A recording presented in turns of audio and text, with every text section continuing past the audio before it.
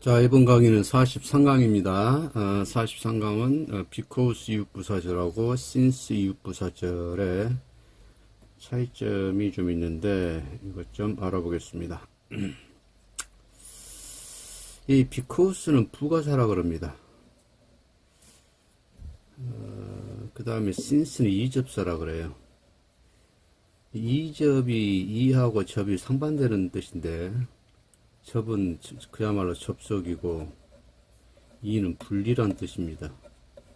분리가 돼서 접속한다는 얘기인데 무슨 얘기냐면 접속의 정도가 부가사보다는 좀 떨어진다는 얘기입니다. 밀접한 관련성이 떨어진다는 얘기예요.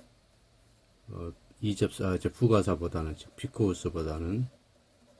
자, 요 개념을 잘 이해를 하십시오. 이접사라는 것을 명확하게 정의를 내리기가 좀 힘드네요. 그럼 이제 둘 다 이유부사절을 이끄는 건 사실인데, he likes them. 그는 그들을 좋아한다. because they are always helpful. 그들이 항상 도움이 되기 때문이다. because 대신에 여기서는 since 써도 상관이 없고, 그 다음에 종속절을 앞으로 이렇게 빼도 상관이 없어요. 두 개 다. 이 종속절이 앞에 나오면 주절 전에 콤마를 찍어주는 게 원칙이죠. 근데 요즘 미국 사람들 구두 좀 잘 안 지켜요. 그래서 콤마 없이 바로 가는 문장들이 많이 나옵니다. 그러면 또 공부하는 학생들이 그 부분을 또 헷갈려 합니다. 콤마가 있으면 분명해지는데 콤마가 없으면은 좀 그 부분을 헷갈려 해요. 그래서 그거 좀 조심하시고. 자, 여기서 이제 차이점. because절은 주격보호가 될 수 있지만 since절은 이접사이기 때문에 그렇지 못하다. The reason he likes them, 그가 그들을 좋아하는 이유는 그들이 항상 도움이 되기 때문이다. 근데 실은 이것도 옛날에는 틀린 구문이었습니다. 이거 왜? because는 부사절을 이끄는 접속사죠. 자, 주격보호가 된다는 얘기는 이게 무슨 절입니까? 명사절이 돼야겠죠. 무슨 말씀 이해가세요?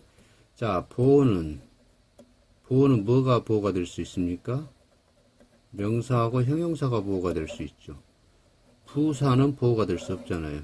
because 뭐 때문에 이웃부사절이잖아요. 그러니까 because는 이웃부사절이 이끄는 접속사이기 때문에 이게 이웃부사절이 돼요. 근데 이웃부사절이 보호가 될 수는 없잖아요. 그래서 원칙으로는 틀린 문장입니다.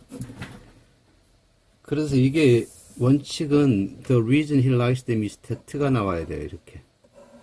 이유는 that 이하이다. 그러니까 이유는 뭐 때문이다는 똑같은 말이 중복이 되죠. 이유는 때문이다. 그래서 이유는 때문이다는 우리말로도 이게 유어 반복입니다. 똑같은 말 반복된 거예요. 유어 반복 전번에 제가 설명드렸죠. 유어 반복, 역전압, 또 돼지 족발.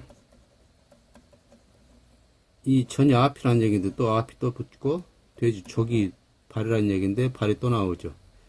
그래서 이거는 약정 속성이라 그래서 다 원래는 이렇게 쓰면 안 되지만 여기 쓰는 것이 일상화되어 있기 때문에 지금은 허용이 된다. 그래서 원래는 that 이렇게 나와야 되는데 지금은 that 대신에 because를 써도 만든 걸로 칩니다. 그래서 이것을 주격보절이라고 그래서 명사절로 쳐줘요. 그래서 because를 사전에 찾으면 보호절을 이끄는 접속사 역할을 한다라고 설명도 나올 겁니다. 아마. 또 사전 얘기를 하는데 시중에 나와 있는 사전들 중에 대부분이 1930년대, 40년대, 그렇잖아요. 60년대, 70년대 내용을 주로 하고 있습니다. 근데 이 넥서스 영안사전은 꽤 현대적이에요. 그러니까 최소한 1980년대 영어까지는 이 사전에서 다루고 있습니다. 그래서 이 사전은 지금 절판됐어요. 안 팔아요. 서점에 가면 없습니다. 그래서 인터넷으로 이제 재고 남은 거 재고를 지금 인터넷으로만 판매하고 있는데 영어 공부를 제대로 하시려면 꼭 이 사전 보십시오. 이 사전. 뭐 이 사전 어차피 절판됐으니까 제가 이 사전 이렇게 좋다고 설명해줘도 이 사전 뭐 홍보는 건 아니니까 오해받을 일이 없어서 그 말씀을 드립니다. 근데 여기서 주격보호가 because가 됐는데 여기다 since를 못 쓴다는 얘기예요. 그래서 주격보호가 안 되니까 당연히 it의 강조 구문으로도 since절을 강조할 수 없습니다. 그래서 because는 주격보호가 될 수 있지만 since절은 이접사이기 때문에 주격보호가 될 수 없다. 주격보호가 될 수 없으니까 분열문, 즉 이때 강조구문이나 유사분열문의 초점이 될 수 없다. 그러니까 분열문이나 유사분열문을 이용해서 since절을 강조할 수 없다는 얘기입니다. 그래서 요거 지금 우리나라 학생들은 because하고 since하고 똑같다 그런 게 여자에다가 since 집어넣고 이 문장을 써주면 이렇게 문장을 써놓으면 이 문장이 맞는 줄 알죠?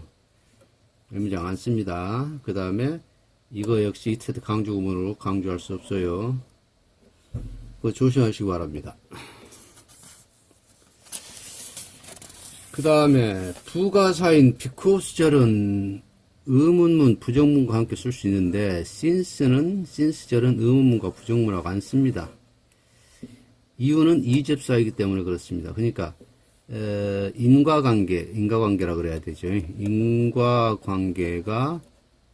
인과관계의 밀접성이 좀 떨어진다는 얘기예요. 떨어지니까 의문문과 부정문에는 since를 안 씁니다. Does like them because 그들이 도움이 되기 때문에 그가 그들을 좋아하냐 이렇게 되고 Does like them 요건 안 읽어집니다. Does like them since고 제 지금 혀에서 거부를 해요. 요거 읽으면 안 돼라고. 이런 구문이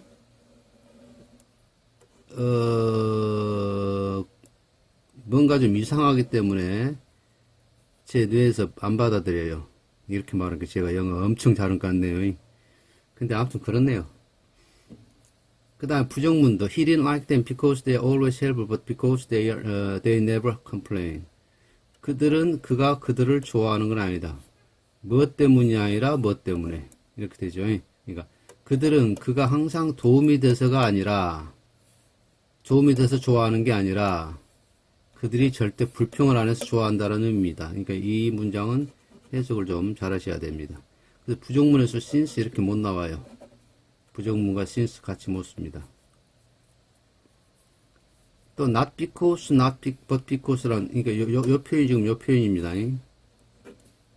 그들은 그를 좋아한다. 뭐 때문이 아니라. 그들이 항상 도움이 되어서가 아니라 그들이 절대 불평을 안 해서 이렇게 되는데 not because, but because를 not since, but since라는 거 한 번도 못 보셨죠? 자, 우리 이제 학교 다닐 때나 공부할 때 이건 배우실 거예요. Not because 뭐 A 주어 동사 but because 주어 동사. 그래서 요것 때문이 아니라 요것 때문에. 그 not because but because는 어느 정도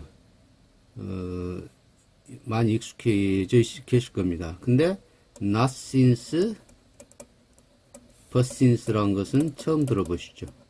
처음 들어본다는 얘기는 이런 문장을 한 번도 안 보셨다는 얘기야. 그죠? 이런 문장을 한 번도 안 보셨다는 얘기는 이런 문장을 미국 사람들이 안 써왔다는 거겠죠. 그 다음에 부가사인, 어정词, 그냥 한글로. 부가사인 because는 only나 just, simply, mainly의 수식을 받지만 since는 수식을 받지 못합니다. 그래서 only because는 쓰죠. 오직 뭐뭐 때문에. 근데 only since란 말 들어보신 적 있으세요? 없죠. 그래서 이게 문법이 이렇다 저렇다 맞다 틀리다는 여러분들이 그동안 공부해 오신 그 내용 공부해 오시면서 문장들이 이 문장은 좀 익숙하지 않다. 그럼 그 문장을 안 쓰거나 틀린 걸로 생각하셔도 무방한데 대신 공부량이 엄청 난다라는 전제하에서 그게 되겠죠. 영어 문장을 많이 보신 분들의 경우에는 he likes them only since라고 읽으려다가 안 읽어진다. 그러면은 영어에 대한 언어 감각이 계시다는 거예요. 그 다음에 너 왜 뭐뭐 하냐라는 의문문일 때 Why does he like them? 그는 왜 그들을 좋아하냐라고 물 때 Because they are 이렇게 쓰지. Since라고는 답하는 거야. 지금 처음 보시죠, 그죠? 그래서 이것도 안 된다. 그래서 Because하고 Since 유부사절의 차이는 지금 주로 뭘 설명드렸습니까? Since절을 써서는 안 되는 경우들이 지금 한 4가지도 5가지 나옵니까? 5가지? 하나, 둘, 셋, 넷, 5가지. 4가지? 4가지. 그래서, 요 부분도 지금, 어차피 미국 사람들이 요렇게는 안 쓰니까, 독해할 때는, 영어를 한글로 번역하거나 해석할 때는 부딪히지 않는 문제인데, 이제, 한글을 영어로 번역할 때는, 자칫 잘못해서 비코스와 신스가 똑같다 그래서 비코스 용법 그대로 신스를 적용해버리는 실수는 하지 않으셔야 된다는 얘기죠. 자, 오늘은 좀 시간이 좀 남을 것 같아서 토케를 하나 준비했습니다. 지난 시간에 예고해드렸는데, 이 다빈치 코드라는 소설 아시죠? 댄 브라운 작가가 쓴 거. 댄 브라운이 다빈치 코드 썼고, 막마 천사, 그 다음에 인페르노, 그 다음에 오리진. 이 오리진은, 좀 최근 작품이에요. 오리진 다음에 또 무슨 작품을 썼는지 안 썼는지 모르겠지만 오리진이라는 책도 지금 번역돼서 시중에 나와 있습니다. 소설로 번역 소설로 나와 있어요. 근데 이제 저하고 지금 통역관 시험 보려고 준비하는 사람이 지금 오리진 갖고 저하고 영어 공부를 하는데 이 친구 말은 번역된 걸 소설 읽어봤더니 별 흥미가 없더라, 재미가 없더라. 지금 원서로 공부하고 있는 이 책 원서가 훨씬 더 재밌다. 당연히 그러죠. 이 원서하고 번역서하고 그 읽는 맛 자체가 달라요. 그래서 이제 그 부분에 나오는 걸, 간단한 건데, 해석하는 요령 좀 알려드리려고, 이 부분을 발췌를 해봤습니다. 자, 보시죠. The boys who asked her out had always felt themselves to be on equal footing with her. 까지 봅시다. 관계대명사절이죠. 여기까지. 이 해석을 하실 때는 동사의 주어를 찾으신 게 쉽습니다. 어찌 보면. 헤드에 주어가 없네요. 여기 앞에. 그 다음에 SQ에 또 주어가 없네요. 그럼 SQ 주어는 보이가 되겠고, 요거 주어도 보이 되겠죠. 그럼 몇 가지 관계대명사절로 묶으면 되겠습니까? 이렇게? 그러면. 그녀에게 데이트하자고 요청했던 아이들은, 남자아이들은 항상 느꼈었죠. 자기 자신을. 뭐라고? 그녀와 똑같은 입장에 있는 것으로, 즉, 그녀나, 지들이나, 그 아이들은 자기들이나 그 소녀가, 그녀가 다른 점이 별반 없다고 그렇게 해석하시면 됩니다. 그녀와 똑같은 입장이 있다고 라고 해석하지 마시고, 지들이나 그녀나, 자기들이나 그녀나 별반 다른 게 없다라고 느꼈습니다. 이렇게. 그런데 late in life도 도우는 그런 데죠. 그러나 late in life는 살다가 더 나중에 하면 어색하죠. 그들이 더 자랐을 때, 그죠? 그들이 더 자랐을 때라고, 자랐을 때. 아, 이거 허가 빠졌네요. 헌데요. 그녀의 미모가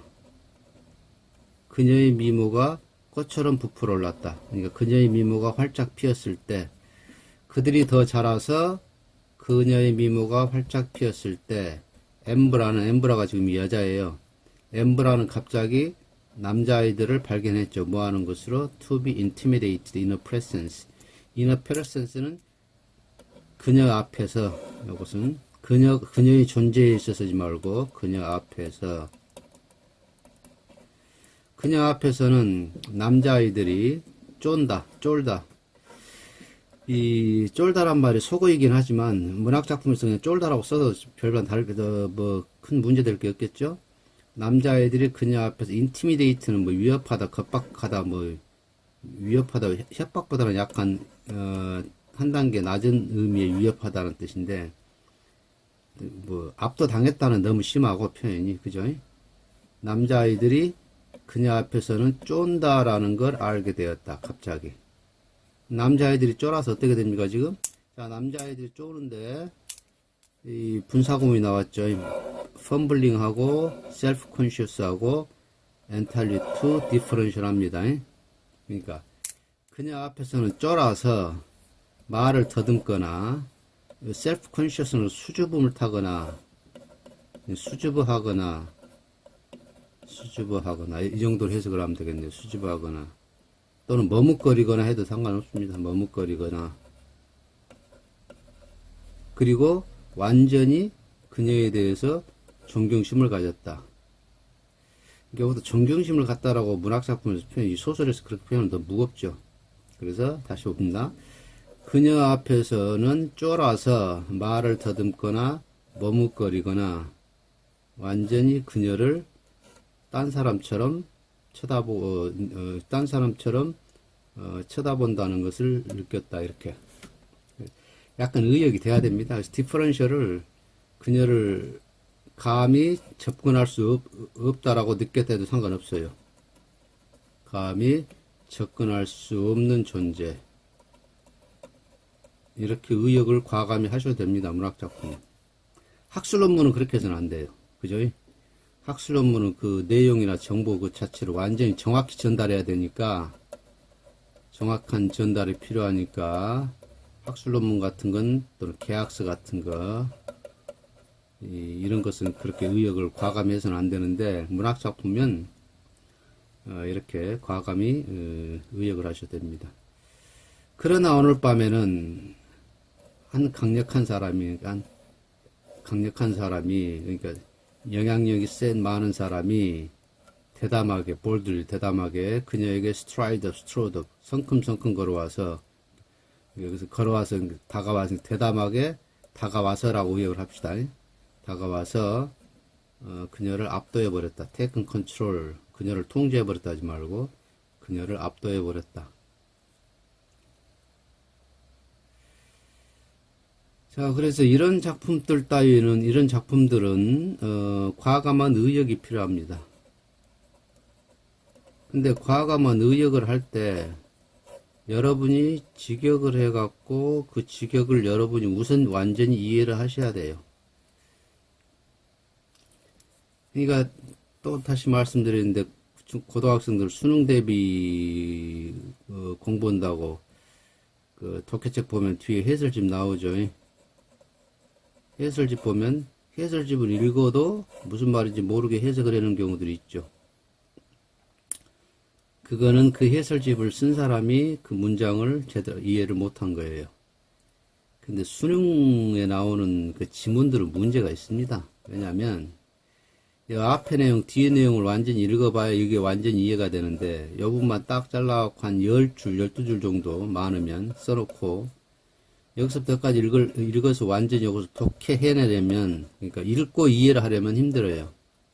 근데 답은 나와.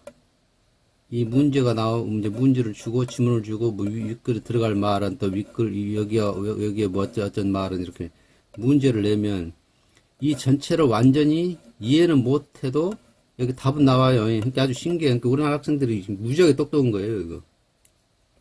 이걸 완전히 이해를 못하는데 답은 찾아내.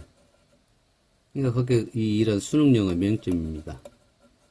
그러니까 이런 식으로 영어 공부를 하니까 막상 영어를 사회생활에서 실제로 사용을 하면 안 되지.